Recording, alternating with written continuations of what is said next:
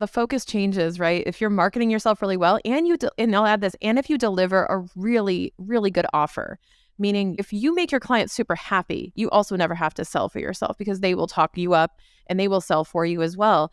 If you focus on nothing else but really good marketing and building a brand and identity and awareness, and you also make clients really happy, you basically don't have to sell very much in an effortful way.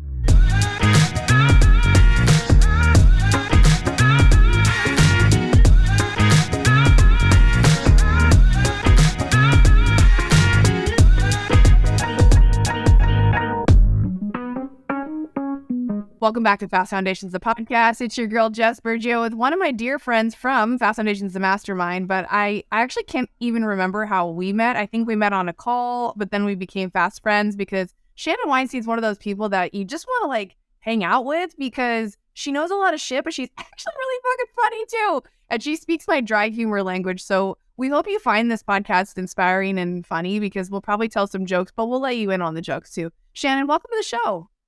Hey, thanks for having me. And I assume because you're the host, we can swear on this, right? Absolutely.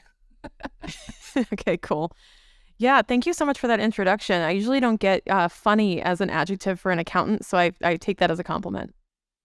That's because they must not have gotten to know you as well as I have. I think sometimes if you only get to do business with people, maybe you don't get to see those cracks of funniness come through, but you're pretty freaking hilarious. I mean, I think we should just start off the podcast talking about your alter ego who came through in the form of a hand puppet, because I am not letting that not be the first thing I talk about today. Okay, so now we have to explain. So I had this weird idea because I was watching a lot of these like really funny puppet videos on TikTok during the pandemic, and I was like, how cool would it be if I made puppet videos, but the puppet looked like me? Right. So I got a puppet custom made that looks just like me for my brand photo shoot, and it's amazing, and I love her. I'm living like my American Girl doll childhood fantasy with this thing because I was like holding it and brushing its hair, and I was like, oh my God. And it's phenomenal because I can record reels and I don't even have to put a bra on. It's awesome. You guys take notes. If this is the one piece of value you get out of this podcast episode, it is get a puppet that looks like you so you can create content and not have to put a bra on, brush your teeth, do your makeup, or any of that kind of stuff. You know, it's exactly girl problems, right? Girl problems. Massive content hack number one. Yeah. One and only if you do anything in your life for just do this, create a puppet. But no, it's funny. And you, that's the beautiful thing that you do about finance and numbers is you try to make them fun and interesting so people pay attention. And I'm sure creating content around that kind of stuff, you know, if people aren't super into it, they're going to just swipe and they're going to be like a lot of, you know, my background in the beauty industry. We don't want to pay attention to anything that's not like sparkly and fun and like gets us really excited, which money should. So, you know, I think the way that you portray things being more digestible, funny, short humor, but also you drive a lot of value not only through your podcast, but through the stuff that you share on your Instagram. I mean, it's a ton of content on there. So if you guys haven't started following Shannon yet, pause this podcast right now. Go follow her because she gives a ton of value. And if you're just starting to pay attention to your numbers in this world of business, there's a lot of free stuff you can start out with learning on there before you need to hire somebody like her. She can tell you all the do's that you need to be doing before you get into the season of taxes and you want to jump off a bridge like I did for the first probably 10 years of my career. Oh my gosh. So Shannon, tell us a little bit about your backstory because you and I did meet through Fast Foundations. I got the honor of coaching with you during one of the rounds, but also you're such a high level person at what you do. So can you break it down in maybe some more digestible terms for people like myself and those listening to the show today, maybe?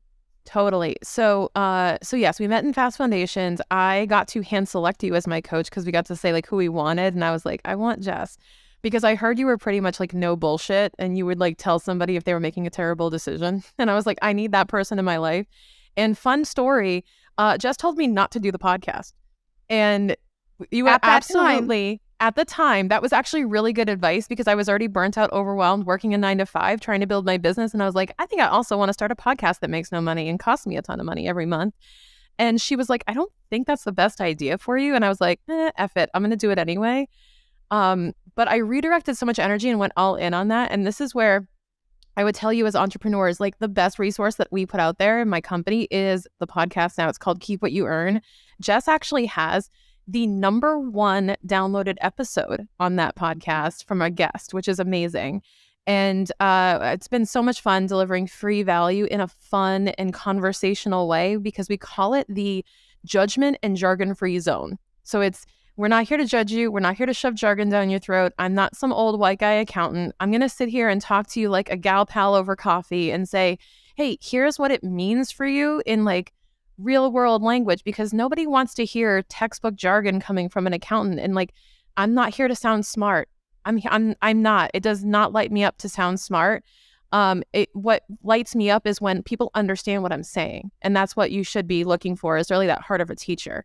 Okay, yes. Please make it so we can understand you, not to where we have to go Google research every third word. We're like, okay, that sounds like something I need to know. Let me go get my, Instagram, check things out. How do I? No, definitely. And the funny thing about the podcast, and the reason why at the time I think I told you no, was because there was so much that you were doing. And I find it interesting, though, you are super consistent. And I had gotten to know you a little bit, and I did know enough to know that you are a lot like myself, and probably a lot of you guys listening, that if you say you're going to do something, you freaking do it, and you do it to the best of your ability. So that's why I had told you not to do it, because I knew you wouldn't just half-ass it. You were going to go all in like you have. And now it's 5 a week.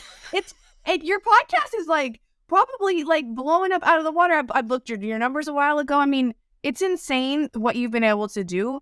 And it goes to show you how valuable the content it is that you're talking about. And it's not that you can't find this stuff in books or on other podcasts. It's the way you tell it. And I know you referenced, I know you're not an old stuffy white guy. No, you're definitely not.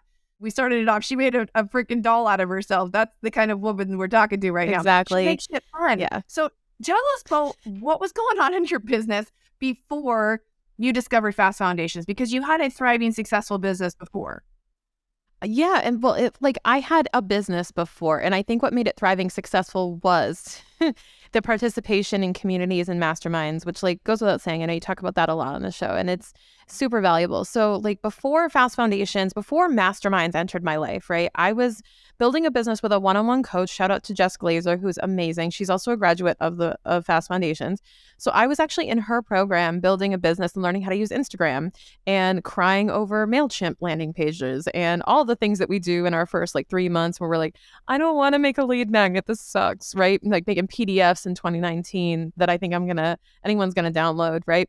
And I was just kind of in the zone of, I'm just going to go absorb, be a sponge, and just listen and do what everyone tells me to do until I figure out if I have an opinion on this or not, like if I want to do it or not, or what my brand is or what my mission is. You kind of just have to go do and figure it out as you go, because the only way to not make decisions is to not move forward. So I just said, I'm going to start cranking out content. I'm going to move forward. I'm just going to keep learning as I go. And where this came up was working with a coach, right? But then going, I think what I need right now is not just one person telling me what to do, but I need to be in a room and observe other people. I need to have conversations. I need to connect with people. I need to do market research. I need to be embedded in a room of people or a community of people that are just in the same position as me, that can be my, what does Jim call it? Like your crash pad and your launch pad, right? And to be that supportive structure. Because I said, I don't need anyone to tell me what to do. I'm busy doing everything I've been told for 2 years. I need someone to stand there and go, you're enough. You're doing okay. You keep on going, right? And I said, I think what I need right now is a mastermind. Because I think there's a really clear difference between if you need a coach or a mastermind. And I knew that I was in the market for the mastermind group. And I absolutely adore the Harders. I love what the content they put out. So I said, you know what? I think I'm going to join their group and be in that network and that community. And not only did I joined around the time of COVID in 2019, 2020, right? But I had joined and I did 2 rounds, and then I became a coach in it for 2 rounds, which was amazing. So I feel like I always have a home with this, like, it's like going to school there and going back and being like an alum of the mastermind. So I'm super grateful for it. But I think that the before and after was pretty clear difference in terms of my confidence level, my prices, my, ability to articulate and show up differently. It's just so many different dimensions. Well, and not to mention the products that you offer as well, like what you were doing before when you started after you finished your coaching with Jess and what you're doing now. Totally different. Yeah. Not only did the price, some people hear, oh, I changed my prices. Sure, yeah, maybe you raised your prices, but you changed the services that you offered because you were able to finally build a team, right?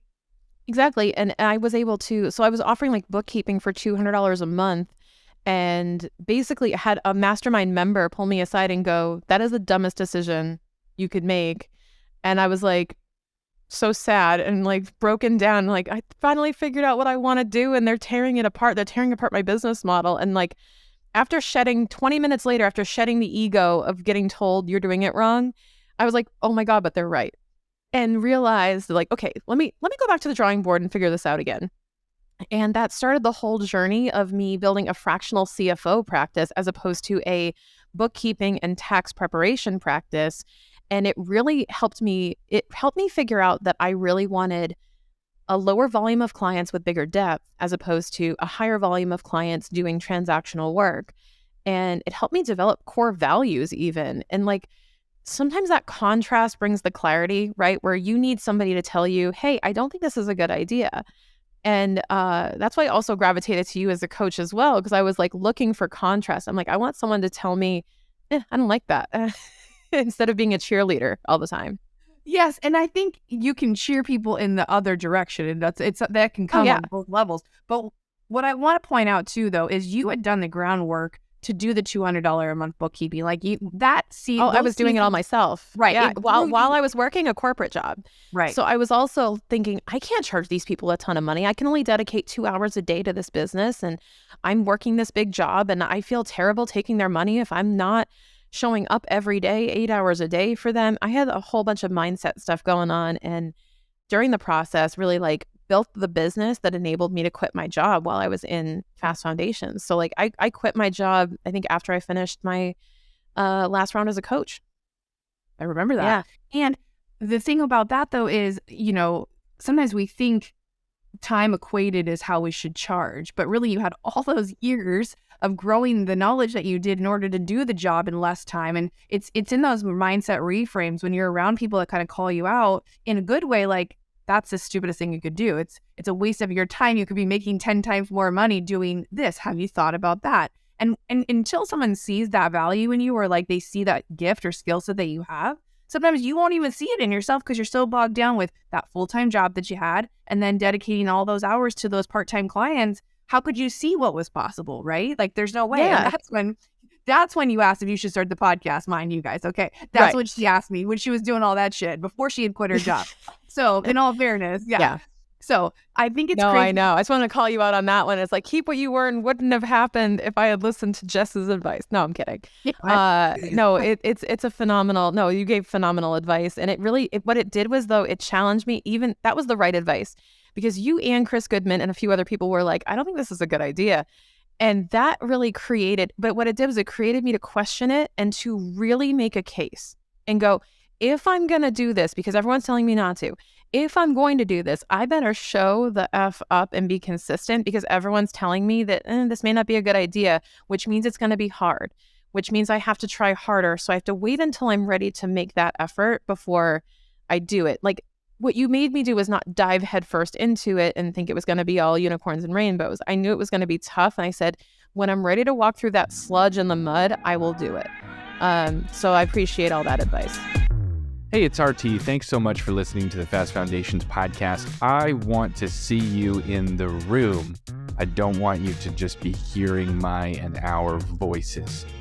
Let me tell you about the Fast Foundations Mastermind. It's a 6-month-long program, and it's our signature program. It's how you join our community. Every time we talk about this amazing community of almost 400 people that have gone through our mastermind, that we have here on the podcast, that we hear from, and our mentors, all that kind of stuff, all the guest speakers, the coaches, all the awesome things that we get to do, it all starts with the mastermind. It's a 6-month-long program with 2 2-day in-person events. One's in Scottsdale, one's in Denver. Yes, they're in amazing, beautiful places. We have them in cool spots because that's fun. We also give you 6 months with a coach, one-on-one. And the most important thing is, once you go through that mastermind and you learn from all these amazing speakers that we bring in, learn from your coach, grow with me and Jim and the rest of our team, you get lifetime access to our community. Every single thing that we do is recorded and uploaded into a private platform off of Facebook, off of the social medias, all that kind of crap. And it's saved in one place that you have, again, lifetime access to. So when you join the Fast Foundations Mastermind, which you can learn more about at fastfoundations.com and click on Join the Community to apply. When you join this mastermind, you're in our community for life. I really hope to see you in the room, and I hope to talk to you soon. Yeah, and I think we all have that in us. We all have that grit in us to be able to do those things. But it's like, what season are you in that you want to be committed to doing that work? Because we're all capable of doing that work. But it's like, if you can, you almost want to create the list, what are all the ways in which I could fail? What would happen if this didn't work out? What would get in my way to stop me from being successful with this? And look at that and say, well, I'm not going to let that happen. These are the things I'm going to put in place to make sure that doesn't happen. So I think by you growing a team and being able to start diversifying how and, who handles stuff in your business made a big difference. And it looks like you have the time now to be able to podcasting 5 days a week. You've obviously created some systems in your business, some automations in your business. You probably let some shit go, like that full-time job that was bogging you down. And it sounds like you more than, 5x what was coming in from that job that you were scared to let go of now in your own business. It's crazy to think that, but yes. So my revenue currently for this year is triple my old salary. Jesus Christ. That's crazy.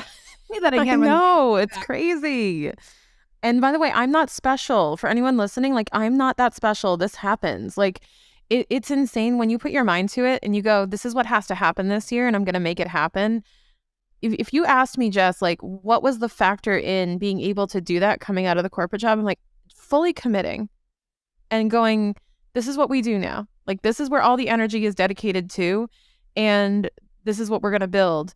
I couldn't tell you that I was super strategic or planned. I had that number in my head, but I was this is how I'm going to craft my offer. This is how I'm going to deliver for clients. And, I don't even sell that much. I don't do a ton of sales. What I do is a lot of marketing. And then when people come to me, I feel like they already know who I am. They know what I do. And the hard selling is less of a concern. It's more of okay, now I just have to convince them this is the right solution for them. But yeah, growing my sales to that number, I still can't believe that happened. So if anyone's listening going, yeah, that's nice, you can totally do it. Give us a time frame for when you join the mastermind, or let's say when you hired your first coach. Yeah. In the thought process of creating something to now. How long has that been? So March 2019 to now. So we're coming up on 4 years, 3.5, 4 years. That's amazing. And like anything, I think the frustration sets in the first 3, 6, 9, 12 months where you're kind of just trying things. And you made that joke earlier about creating opt-ins with the PDFs that nobody downloads. And you hit the nail on the head when you talked about more marketing, less sales, because if you're marketing correctly, if you're showing up consistently, you won't have to sell. People will just know what you have is for them because you're telling them. You're telling them. And instead of, you use the word convince, and I know that's not what you do, you're educating people on why they need different services or why certain things are important for them to implement in their business. I knew what you meant. And yeah, creating awareness of the solutions that are available and why I think mine is the better one. But yep. Right. Yeah, see, and you got to say it like that. Why mine's the better one. And here's why. And here's why I'm better. And yeah, it's totally true. Yeah. Oh my God. But yeah, the focus changes, right? If you're marketing yourself really well, and and I'll add this, and if you deliver a really, really good offer, meaning if you make your client super happy, you also never have to sell for yourself because they will talk you up and they will sell for you as well. If you focus on nothing else but really good marketing and building a brand and identity and awareness, and you also make clients really happy, you basically don't have to sell very much in an effortful way. I couldn't agree more. I mean, that's how I grew my behind the chair business 22 years ago, was by giving an exceptional service and value. And then you get those ride or die clients that go out and they talk about you. You don't have to do any selling. So when the social media online stuff came to be, I was like, wait, how does this work? What do I have to do? Because I didn't realize what I'd already been doing in that guerrilla marketing form like we all did back in the day. We didn't have access to this. So essentially, you take what you've been doing and you transfer it in a form on social, right? Which was new to you too, right? You didn't have to do any of this for your corporate job, did you? No, my Instagram was dinner and dogs, as I put it. It was my puppy and what I ate, and it was some fitness stuff because I was teaching Zumba at the time, and I was like, we just post pictures and I'm learning how to use Instagram. And then I learned how to use it for business and everything changed. Yeah. And that was a sad day. I had to mourn the loss of my sandwiches in Starbucks. I still post Starbucks from time to time. But I remember being in the very first in-person of one of the rounds, the very first round that I was in. And they had Brendan Kane there. And he had 1 million followers. And he was talking to us about, growing our Instagram and this and that. I remember like meekly raising my hand in the back. And I was like, so can I just keep my Instagram page for fun and have someone else do all this for me? And he was like, listen, little girl in the back. Yeah, you could do that, but you're not going to know what needs to get done if you're letting someone else run your social. It's basically like you might as well get a job and work for somebody else. And so it was in that moment that I was like, if I'm dedicated and I want to play this game, I got to be the one showing up. And that's the thing that I think a lot of people sometimes skip. They want to skip that part of the work by marketing and talking about their stuff. Yeah, they want to shortcut it. And you know what's funny too is like, even though it's one of the more time consuming things, I think one of the last things I will ever outsource, if I ever do, is A, responding to DMs, and B, responding to text messages. If I outsource those things, and this is just my opinion, so if you're doing this, hey, no judgment, but those are the things that I think build the most intimacy, and people would be the most disappointed in finding out it wasn't me. And I currently have, on my social, I have a team posting all this stuff for me. I record my own reels, but I send it to them. They do the captions and all the fun stuff because I ain't good at that. I will put ideas up. I'll record videos, and send them podcasts and things. But my team posts, God bless them. They post everything I do. And I'm so thankful for them for showing up consistently for me. But before I did that, I was literally posting in real time, like 3 to 5 days a week. And it took a lot of time. And you just shift your focus from investing your time to investing your money in other people who will do that for you so you can, maximize your time. And it's just an evolution that takes place where you just shift from that time investment to money investment. And there's nothing wrong with either one. Right. I couldn't agree more. So if there's any early stage entrepreneurs listening, which most people that are drawn to Fast Foundations are in the early stages of their business like we once were, what would be some key financial advice or just anywhere around that realm of when they're getting started? Say they're still in corporate and this is the side hustle and they're starting something and they just found this podcast and they're like, listen, what are the main things I need to be making sure I have my ducks in a row before I get started or as I'm getting started? Totally. So here's one thing. I'm going to bust a myth right now that like financial help in your business is expensive and say it's really not, but you have to know what you're looking for and what you're ordering. So if you're looking at the menu of services, right, when you're first starting a business, ideally, you want to have somebody you can ask questions to, or you have a resource that you can go to know how to set up a business properly from a financial standpoint from the get-go. And like shameless plug, I have that resource if anyone wants it. Tweet, plug. Yeah. Yes, we do. Yes, please. Yes, it's called the Business Financial Quick Starter, and it's a course that I put out. It's only like $199, and it is only 90 minutes of me talking, but it's all templates and tools and stuff to help you get started really quickly. And it's like the financial coloring book for your business. It's like we give you all the lines. All you got to do is go do it. Go actually take action and do it. And the other thing is you want to hire a bookkeeper as soon as you can in your business. I want to say within your first 6 months, whether that be in the capacity of having someone look at it monthly if you have a lot of transactions, or even coming in quarterly or a few times a year just to spot check your work if you're doing it yourself. I always say that bookkeeping is down to you're doing it or somebody else is doing it that you're hiring. There is no third option. There is no not doing it. You're going to pay to have it done one way or another, and it's going to be much more painful the longer you wait. So please trust me and all the other entrepreneurs that I've served over the years when I say start now with the small habits that make a big difference, because it will only become a bigger problem if you wait. And then you're going to have to go back in time and catch up, and it can cost you more money, time, energy, and just emotion. And I can tell you from someone who didn't think that numbers were sexy or important. I knew money was coming in. I knew I had enough at the end of the month in my early years. I'm just talking like a brick and mortar style, like service-based business, because a lot of you could be service-based industry entrepreneurs too. I once ran the books for a salon, and I mean, she was making over $250,000 a year and spending just about $10 over that. And I'm like, I'm not the mathematician, but this doesn't look right to me. I don't think we're in business just to break pennies here. So it's one of those things that if you don't want to do this kind of stuff, really check yourself if you're ready to be an entrepreneur, because you have to pay attention to this part of the business from the very jump in order to set yourself up to be profitable in a massive way, right? If you think you're going to make tens of thousands of, maybe even a couple millions of dollars, you got to pay attention to the numbers. And once I started to fall in love with that process and getting yourself the coloring book, like that sounds fun to me. I want to get the coloring book of what to do and what not to do in my financial business. And this goes with any new business that you start. So if you're like a serial entrepreneur and you want to start several new businesses, they're all probably going to require a different version of this financial recording in order for you to know what the heck's going on in your business. So thank you for creating something like that for people to be able to grab at such an affordable price, for sure. Yeah, that's the goal, is just to get it in more hands to build better savvy business owners so they know what they're doing when they start their businesses. Because when you're an entrepreneur, you know, you may enjoy, for example, cutting hair, styling hair, but you're changing your job as soon as you decide to open a business. Like, your description is now business owner, and you'll be lucky if you get to see clients with how much time you're spending being a business owner. Right. So the more we can equip people with the tools to do that a lot faster, the better off they'll be, and they can start making money and serving clients the way they want to. It's just super important to understand that you are in charge of your financial power in your business. And even if you hire somebody else, they're never going to care as much as you do. And you can't give someone else the steering wheel and the driver's seat to tell you where your business is going to go.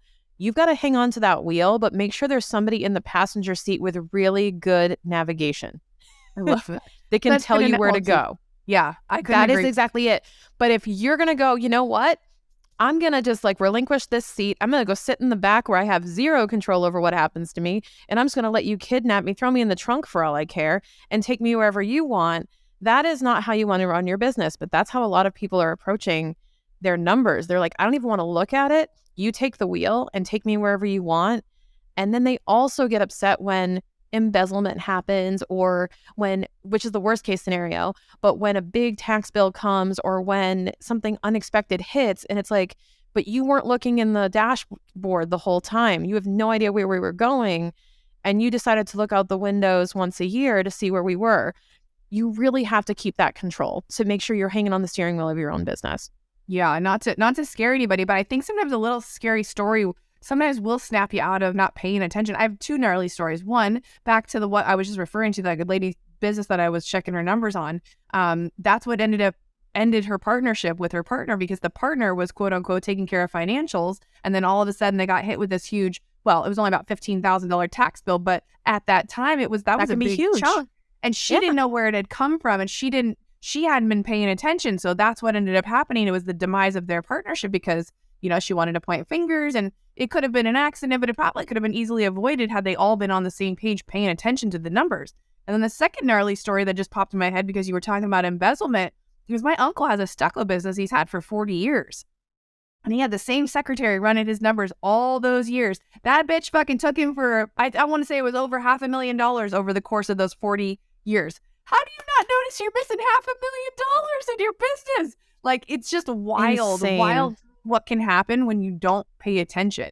So if those two stories don't scare you a little bit to like go get this coloring book, financial, I just call it the coloring book. See, I know, I call it the coloring book, because we give you the lines to color in, but you got to bring the crayons, right? So it's I'll tell you what to do. I'll give you the structure. You just got to go do it, and then it will look nice. But yeah, it's called the Business Financial Quick Starter.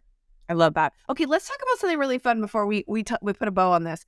We have both fallen in love with podcasting. Let's just keep it real. We are two bitches 100%. who like to talk. I'm not going to lie. We love to talk. Okay, you kind of got to like to talk a little bit if you want to have a podcast. At least one that's engaging, because sometimes, you know, stuff's not always all that exciting, but you got to find a way sometimes to make it exciting. So let's talk about how much we love podcasting, because I think it's really helped you, come out of your box and be able to like get more people listening to your stuff. And then also a way for you to get in to getting people into your bubble, right? Because I feel like it's almost like this free access pass to ask people to come talk to you that you might not otherwise have had access to, get an hour of their time to like, quote unquote, pick their brain. So it's like being in high school and you have like the nicest house and the parents are never home. Oh, I love that. And it's like where you going? Shannon's house, because she's got a cool house. Like it's like when you're in college or high school and you have the nice apartment, and you go like, everyone's gonna hang out at Shannon's place. Why? Because it's like the nicest one. I felt like that again, where like when you have a platform, when you have a space that people want to be in and they want to join you there, like it really does, you know, cultivate relationships and networking that you otherwise wouldn't have the opportunity to have. Like, there are people that I can reach out to and say, hey, I have a show that gets 15,000 downloads a month and I would love to have you on. And it's really hard for them to say no to that type of exposure or to these conversations, especially when you can get really specific about how you're pitching them. So I think as a host, one of the side effects of my podcast, which I didn't even think about this, was I accelerated my networking 10x because I'm inviting people to come, quote unquote, come to my house, come on my stage, come on my show, and having really good conversations with them that extend beyond the microphone, beyond the recording, and really building some great relationships. So I think that's been an amazing part of the experience for me. Yeah, I couldn't agree more. I had no idea the doors it would unlock or the network building that it would help me grow and getting to have conversations. Some have been wonderful. Some have been, it's all very interesting because I feel like not everyone's a great interview, but it's forced me to learn how to be a better interviewer and to ask better questions. And I feel like that's the best thing about life is like, how can we get more curious, and to ask better questions, because then you're going to learn more. And so selfishly, as a podcast host for my own show on the Beauty Inspires Beauty podcast, and then now here with Fast Foundations, like I get to talk to such epic, cool people and ask rad questions that hopefully add so much value to other people that get them thinking about things they should be doing in their business and life. And it's the stats on podcasts are just so neat because there's only 20% women that run podcast space right now. That it just is wild. So there's plenty of room. Crazy. If you're listening to Shannon and I, or maybe you had a coach like me that was like, you shouldn't start one. It's definitely a super fun platform to be able to share your voice, talk about the things that light you up, and have awesome conversations with women like Shannon and all the other guests that we've had on this podcast so far. So, Shannon, we're going into the end of the year. I'm never quite sure when these episodes drop for Fast Foundations. Can you give us, I know you can defer your taxes for as long as you fucking want, so any tax advice at this point would probably be well received, but we are coming to the end of 2022. Any must-haves or things that we need to know about, or things you want to drop or myth bust again for us? I know you know so many things that you can't. Sure. Give us some juice. I have a couple of like timeless tax tips. One is like, don't spend $1 to save 20 cents. So don't think that tax deductions are somehow rebates. They're not. Like, the IRS isn't paying your expenses. They're not paying for your vehicle. They're not paying for anything. What happens is that when you make a deduction or when you spend money on your business, it lowers your taxable income. It lowers your profit and it lowers what you're taxed on.